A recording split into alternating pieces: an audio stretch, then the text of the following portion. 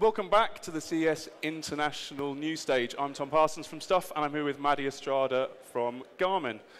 Thanks for joining us. Oh, thank you. How has the show been so far for you? It's been great. Busy, of course, but that's to be expected. You've got two stages, right? And yes. Yeah, so we're here at the stands and then over at the convention center as well in the South Hall. A lot of going back and forth. We've got a whole range of Garmin products here. It's clearly a busy one for you. So what's the big things for Garmin at Well, we have a whole slew of new wearables we're announcing, starting with our VivoFit 2 activity tracker. The VivoFit original, the VivoFit 1, was announced at CES last year and went over very, very well. We made a few adjustments, but still were able to keep the things that people loved about the original VivoFit. The 1-year battery life, the move bar, as well as the 5 ATM water rating, so you can literally wear it through the shower. You never have to take it off. With VivoFit 2, we added a backlight, some audible move alerts, as well as we're introducing our style collection, which is something really interesting that we're incorporating a lot of style elements. I think that's what we've got here, right? Yes. So we have a partnership with Jonathan Adler for some fun printed TPU bands. These are great. That are super stylish. They took some of his signature patterns and incorporated it onto the band in all sorts of different colors. And then we also have our signature series, which is some premium material bracelet style bands that also have some more masculine options as well. Okay. So it's not just for the girls that get to have the stylish bands. We do have some more sturdy watch-like bracelets. But do you think that's an important? Do you think that's an important market, the female fitness band wearer, that there needs to be a certain amount of style to it? Right, and so something that's really important with fitness trackers is that 24/7 wear. The reason you're wearing an activity tracker is to build healthy habits. So kind of a big barrier is wearing it for 2 or 3 months and then it ends up in a drawer. With the Jonathan Adler bands and our signature series, we're able to kind of bridge that gap between form and function. So you can wear it with a nice outfit. You can wear it to the office and have it just be a little more discreet. Of course, so the idea, you're obviously wearing it all the time, so battery life is really important. Right. So how long are we talking? Something with our VivoFit 2, you can get 1-year battery life. So it has 2 coin cell batteries in it. So with the 24/7 wearable, you never have to take it off. Amazing. Yes. Yeah, that's the biggest thing, for, as you say, for developing these habits. Right. So there's obviously then a step up. Yes. So another thing that we were announcing as well is our first dedicated smartwatch, which is our Vivoactive. So Garmin products in the past have incorporated a lot of smart features into the watches. However, this is our first dedicated smartwatch. We're kind of dubbing it the smartwatch for someone with an active lifestyle.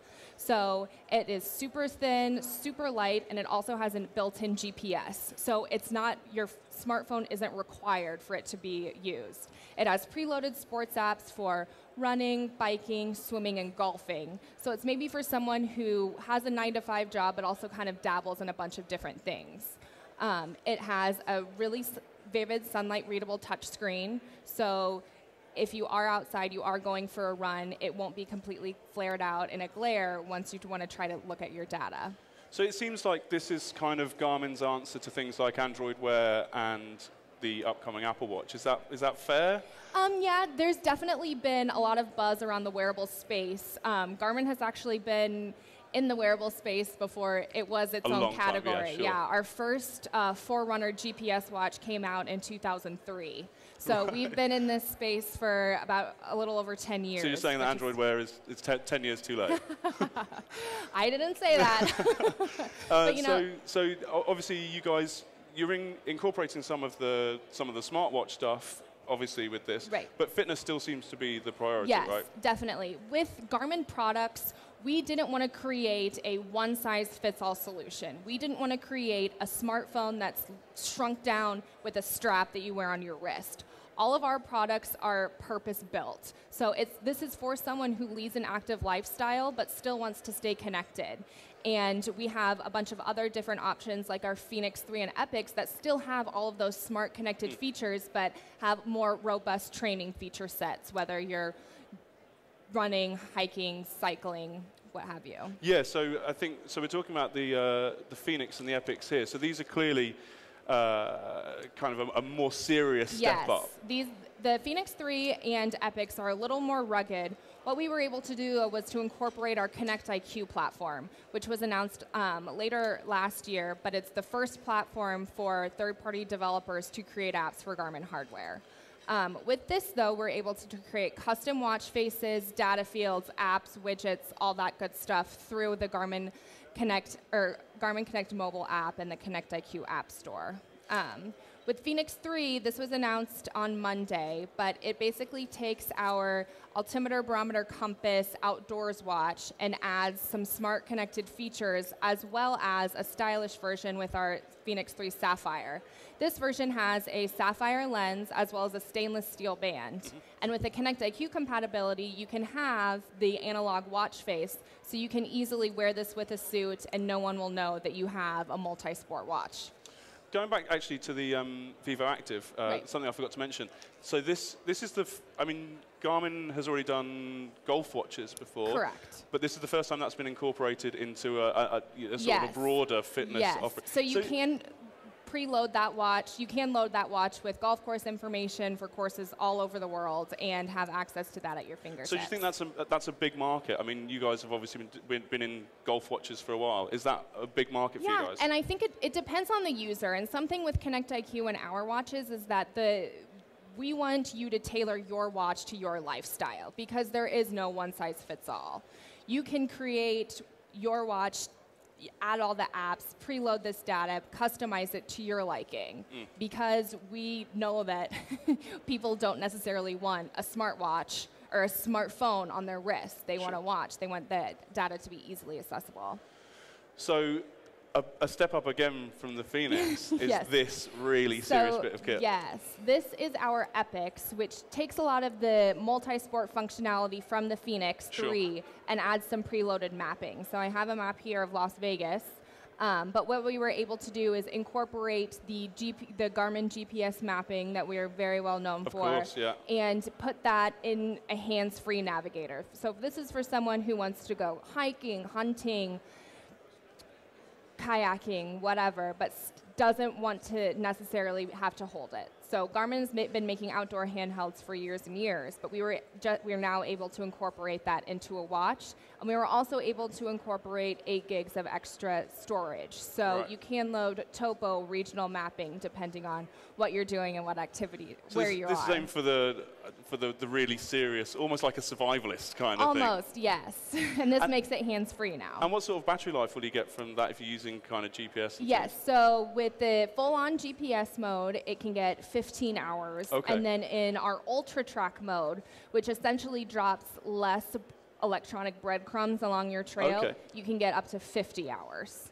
Wow, that should be enough to get you out of the desert. Yes, yes. But this is also Connect IQ compatible, so this, in addition, has access to all of our apps, widgets, custom data fields, and watch faces as well.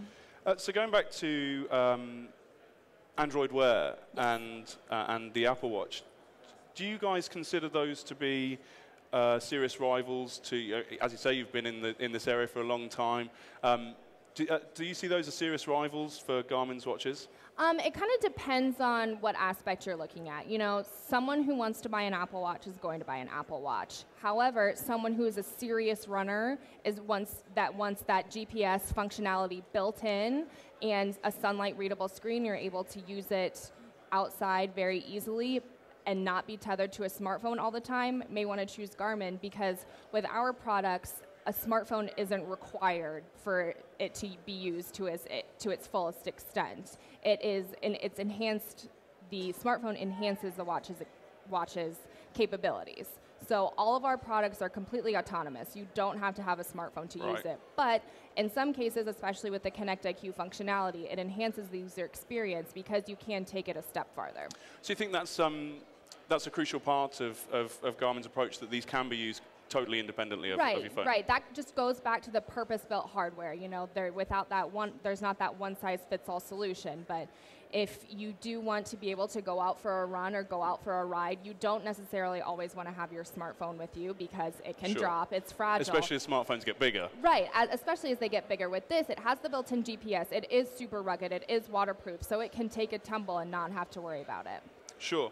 And, I mean, sorry, actually, the Verb was an interesting product for Garmin this year, so that was the action cam. Yes, so the action camera was announced last year, but we are super excited about that one because it incorporates a lot of the GPS functionality into a full-on action camera. So in addition to the video file, it also records a GPX file, and using our editing software, you can overlay that data into your video. So it adds kind of another element to your video and kind of makes it easier to brag too. and so that's an area we can expect Garmin to continue developing in. Is that right? I can't say anything officially, but stay tuned. So what is if you're looking sort of further into the future, not necessarily for Garmin particularly, but this sort of the wearables and the fitness area, where do you see things going? I mean, things are definitely getting smaller, they're getting smarter, and we're excited to bring in the Connect IQ platform and kind of build that so you can completely customize your watch to your lifestyle. Awesome. Well, I think that's it. Thank you very much for your time.